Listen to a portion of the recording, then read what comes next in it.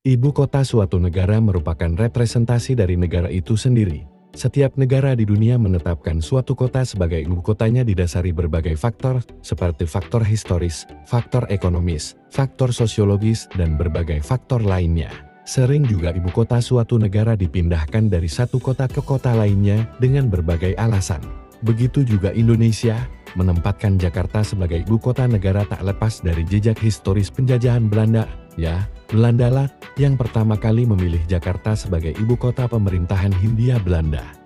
Rencana pemindahan ibu kota negara dari Jakarta ke tempat lain pun sudah digagas dan dilakukan sejak era Indonesia masih bernama Hindia Belanda.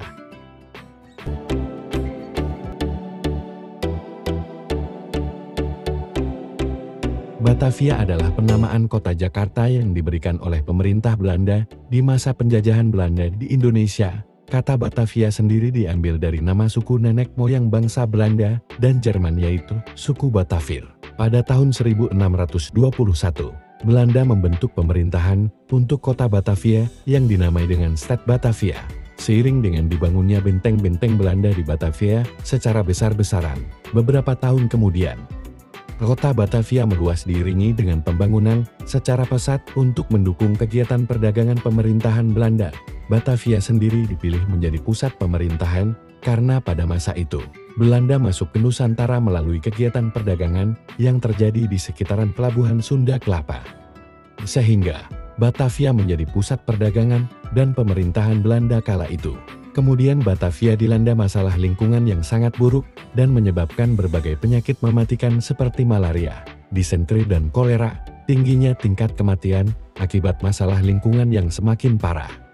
Membuat pemerintah Belanda berencana untuk memindahkan ibu kota negara ke kota Bandung. Pada tahun 1920, rencana pemindahan ibu kota mulai dilaksanakan dimulai dengan pembangunan gedung-gedung sebagai pusat pemerintahan Hindia Belanda dan rumah-rumah bagi para pegawai Belanda. Akan tetapi, pecahnya Perang Dunia II berdampak besar pada perekonomian Hindia Belanda yang memburuk. Hal ini membuat proyek pemindahan ibu kota dari Jakarta ke Bandung dihentikan dan pada akhirnya terlupakan.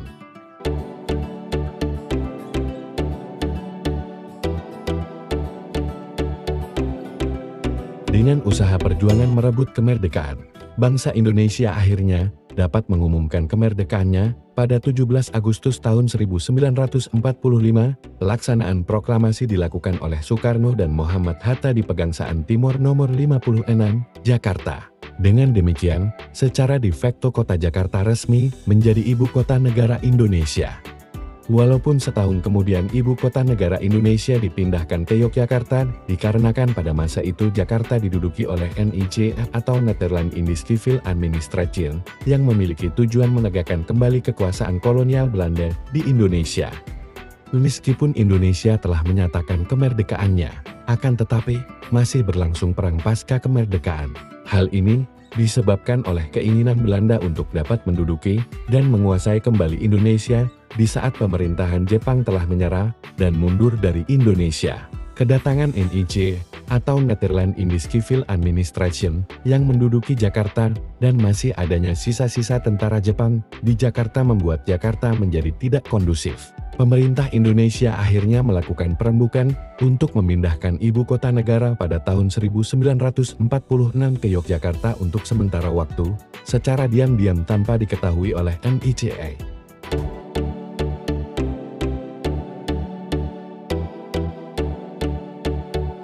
Yogyakarta sebagai ibu kota negara Indonesia tak berlangsung lama. Pada tahun 1948, terjadi agresi militer II oleh Belanda di kota Yogyakarta. Belanda melakukan penyerangan atas Yogyakarta dan merebut ibu kota Republik Indonesia tersebut. Tidak hanya itu, para pemimpin negara ditangkap dan diasingkan oleh Belanda. Beruntung bagi Indonesia, sebelum insiden penyerangan dan penangkapan itu terjadi, para pemimpin bangsa telah mengadakan sidang kabinet darurat yang menghasilkan keputusan bahwa untuk sementara pemerintahan Indonesia diserahkan kepada Safruddin Prawira Negara untuk membentuk pemerintahan darurat. Selaku Menteri Kemakmuran Republik Indonesia yang kala itu tengah berada di Bukit Tinggi, Syafruddin Prawira Negara langsung diamanahkan menjadi Ketua Pemerintahan Darurat Republik Indonesia atau PDRI dengan tujuan untuk memperlihatkan kepada negara lain bahwa pemerintah Indonesia masih ada, belum takluk, dan masih berdaulat sebagai sebuah bangsa dan negara. Pemerintahan Darurat Republik Indonesia yang beribu kota di Bukit Tinggi, Sumatera Barat tak berlangsung lama. Pada tahun 1949, akhirnya pemerintahan darurat Republik Indonesia resmi dibubarkan dan pemerintahan negara dikembalikan oleh Syafruddin Prawira Negara kepada Soekarno dan Hatta setelah kembali dari pengasingan Belanda. Di zaman pemerintahan Soekarno, ide pemindahan ibu kota negara pertama kali dicetuskan pada tanggal 17 Juli tahun 1957. Soekarno berencana dan memilih Palangkaraya sebagai ibu kota negara dengan alasan Palangkaraya berada di tengah kepulauan Indonesia dan wilayahnya luas. Soekarno juga ingin menunjukkan kepada dunia bahwa bangsa Indonesia mampu membangun ibu kota negara yang lebih maju. Namun gagasan Soekarno ini tak kunjung terwujud karena kondisi negara yang belum lama terbentuk masih dalam keadaan labil dan rentan resesi ekonomi. Sampai akhirnya Jakarta diakui secara de jure pada tahun 1961 sebagai ibu kota negara Indonesia berdasarkan pada Peraturan Presiden Nomor 2 tahun 1961 yang kemudian diperkuat melalui Undang-Undang Nomor 10 tahun 1964.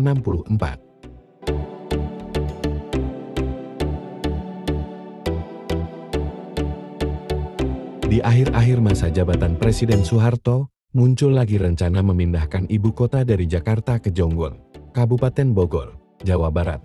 Presiden Soeharto mengeluarkan keputusan Presiden Nomor 1 tahun 1997 tertanggal 15 Januari tahun 1997 tentang koordinasi pengembangan kawasan Jonggol sebagai kota mandiri. Kepres ini merupakan bagian dari persiapan Jonggol sebagai ibu kota negara Indonesia. Wilayah tersebut dipersiapkan terlebih dahulu sebagai kota mandiri yang terkoneksi, mandiri ekonomi, canggih, futuristik dan ramah lingkungan sebelum ditetapkan sebagai ibu kota negara nantinya.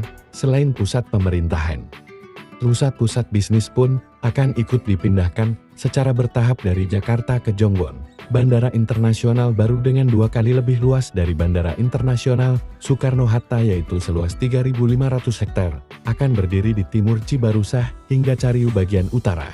Kota ini dirancang untuk menampung 2,5 juta jiwa. Dengan 30% wilayahnya akan dibuatkan hutan kota. Menurut Bappenas kala itu, pemindahan ibu kota ke Jonggol akan menggabungkan 2 konsep, yaitu konsep Canberra dan konsep Putrajaya, yang akan memisahkan antara wilayah pusat pemerintahan, wilayah pusat bisnis dan wilayah pemukiman dengan batas-batasnya ialah hutan kota yang juga akan berfungsi sebagai tadah hujan serta pemasok oksigen. Pemindahan ibu kota negara ke Jonggol juga diklaim dapat menyelesaikan berbagai permasalahan, tantangan, dan ancaman yang dihadapi oleh Jakarta.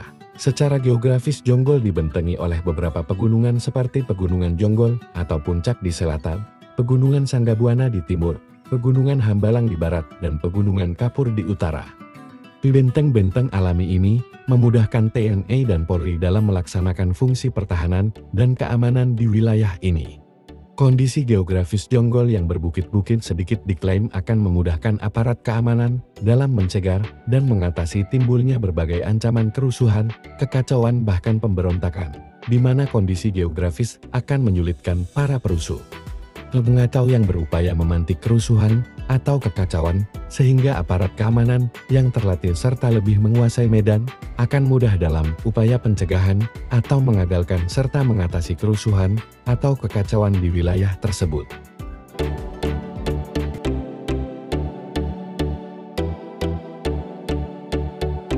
Pasca reformasi, masa kerja Presiden Indonesia cenderung berlangsung singkat, mulai dari Presiden B.J. Habibie, dilanjutkan Presiden Abdurrahman Wahid, sampai Presiden Megawati Soekarno Putri. Rencana pemindahan ibu kota negara tak sempat dibahas ataupun dibahas, tapi tidak sampai ke publik. Dikarenakan masa pemerintahan atau masa kerja presiden yang pendek. Barulah di era Presiden Susilo Bambang Yudhoyono sempat melirik kembali kawasan Jonggol untuk dijadikan lokasi ibu kota negara baru. Namun beliau bersikap hati-hati dan terukur dengan meminta para akademisi dan teknokrat untuk mengkaji ulang pemindahan ibu kota negara ke Jonggol terlebih dahulu serta tidak langsung menggulirkan wacana itu ke publik. Pada pemilihan umum tahun 2014, Joko Widodo berhasil memenangkan pemilu dan naik ke tampuk pemerintahan sebagai Presiden Republik Indonesia. Melalui rapat terbatas pemerintah pada tanggal 29 April tahun 2019, Presiden Joko Widodo memutuskan untuk memindahkan ibu kota negara dari Jakarta ke luar Pulau Jawa.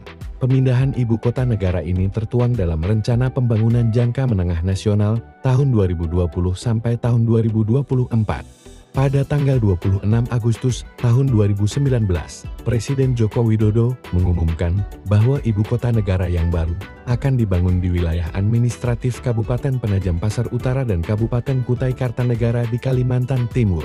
Menteri Perencanaan Pembangunan Nasional atau Kepala Bappenas Suharso Monoarfa mengungkapkan, ibu kota negara yang baru di Kalimantan Timur akan diberi nama Nusantara. Sampai akhirnya tanggal 17 Januari tahun 2022 Presiden Joko Widodo mengumumkan secara resmi nama ibu kota negara yang baru di Kalimantan Timur diberi nama IKN Nusantara. Sampai saat ini, secara bertahap pembangunan ibu kota baru Indonesia yang sering disebut IKN Nusantara terus dikebut pembangunannya. Bahkan upacara bendera kenegaraan 17 Agustus tahun 2024 telah dilaksanakan di IKN Nusantara yang dipimpin langsung oleh Presiden Joko Widodo. Demikian pemindahan ibu kota negara Indonesia dari masa ke masa, baik yang terlaksana maupun yang tidak terlaksana.